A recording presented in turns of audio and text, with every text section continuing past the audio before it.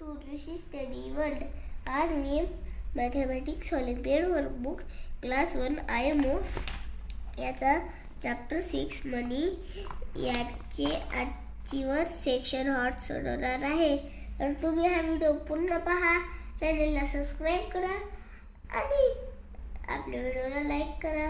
तर चला आता व्हिडिओला सुरुवात करूया.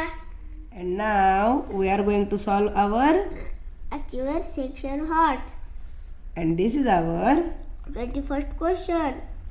Sahil has 75 rupees. म्हणजे साहिलकडे 75 रुपीज आहेत. Okay. He wants to buy the given items. म्हणजे काय? त्याला ही टॉय आयटम्स घ्यायचे. बर. After shopping, the amount of money left with him is. म्हणजे काय? मग साहिलकडे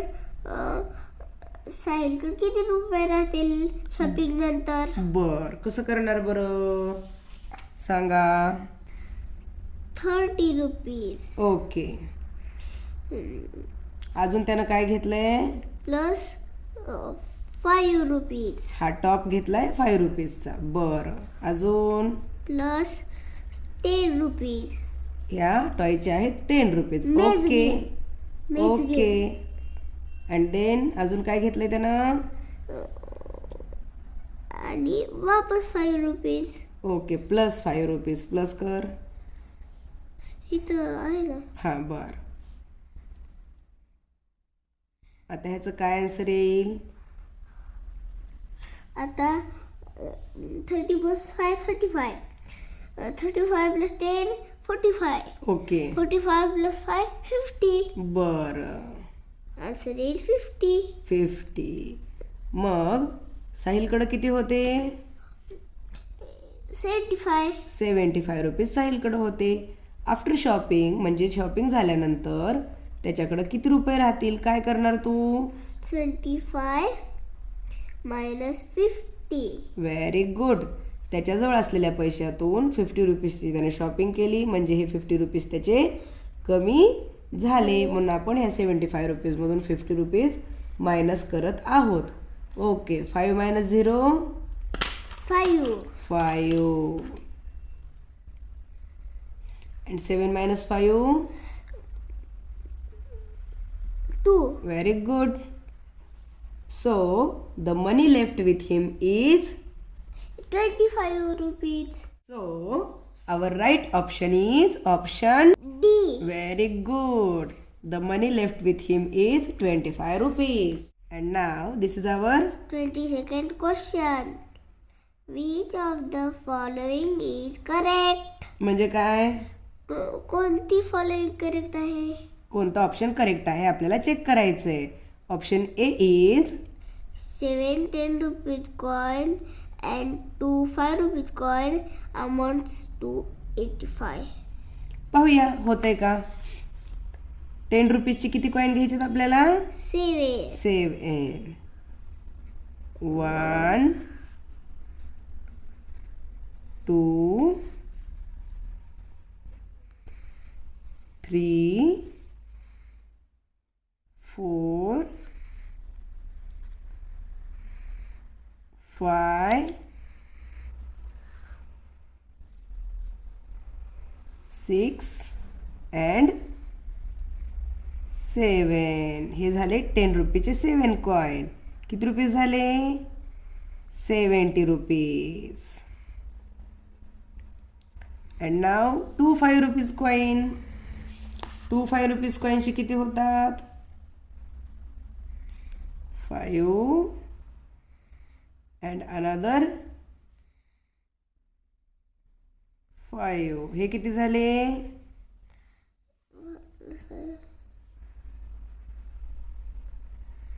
हे झाले 10 रुपीज. मग 70 आणि 10 रुपीज दोन्ही मिळून किती झाले? 80 रुपीज. ते काय म्हणतायत? Amounts to 85 rupees. मग हा ऑप्शन कसा झाला? इनकरेक्ट. आपल्याला कसा शोधायचा आहे? Correct option. आता आपण असं काउंटिंग न करता डायरेक्ट सांगूया हां. Option b 520 rupees amounts to 200. 200. Okay, हे पण आपण थोडंसं करून पाहूया. आपण मग आम्ही केलेलं आहे. ओके, 20 रुपीजच्या किती नोट्स घ्यायच्यात? 20 रुपयाचे 5. 5. ही एक 20 रुपीज नोट, हं. अजून एक 20 रुपीज नोट, आणखी एक 20 रुपीज नोट, आणखी एक 20 रुपीज नोट, आणि ह्या झाल्या 20 रुपीजच्या 5 नोट. 5 नोट्स. आता ह्यांची अमाऊंट किती होते पाहूया. 20 + 20 40. 40 + 20 60. 60 + 20 80. 80 + 20 100. 100 रुपीज. आणि ते काय म्हणतायत? Amounts to 200. Is this right? No. No, this is a incorrect option. Now, our option C is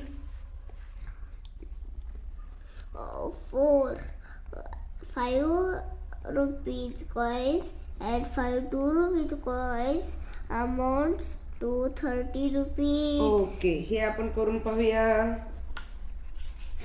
5 rupees कॉईन्सचे किती कॉईन्स घ्यायचे आपल्याला? 4. 5 5 5 अँड 5. आणि अजून काय घ्यायचेत? 5 2 रुपीज कॉईन घ्यायचेत. 2 2 2 2 अँड 2 रुपीज कॉईन्स. हे किती झाले? 5. 5 कॉईन्स. आता सगळे मिळून किती होतात? 5 + 5 10. 10 + 5 15. 15 + 5 25. 15 + 5 15 plus 5 20. 20 + 2 22. 22 + 2 24. 24 + 2 26. 26 + 2 28. and 28 + 2 30. 30 rupees. And this is amounts to 30 rupees. Is this the right option?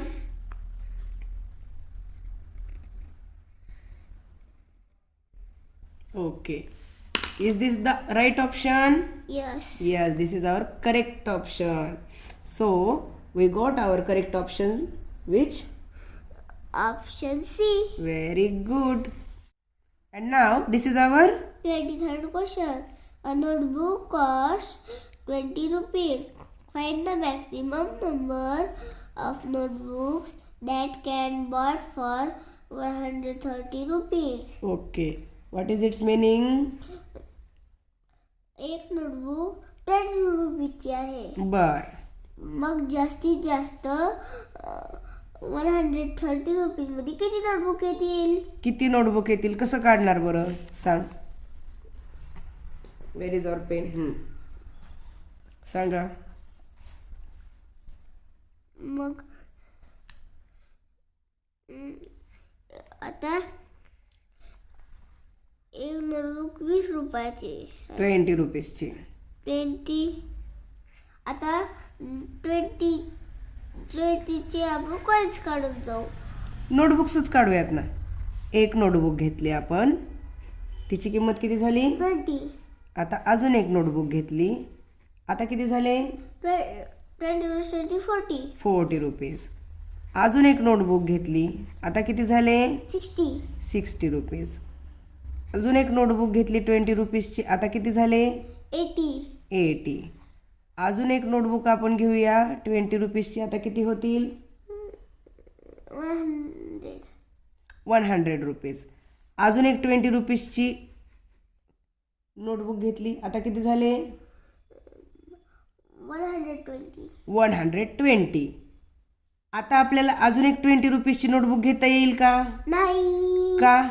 आणखी आता आपल्याकडे 10 रुपीजच वाचले. 130 रुपीजमधून आपले गेले 120 रुपीज, तर आपल्याकडे आता फक्त 10 रुपीजच राहत आहेत नाही का? त्याच्यामुळे आता नवीन एक वही घेऊ शकत आणि 10 रुपीज वही येत नाही. ती येणार आहे 20 रुपीजमध्ये.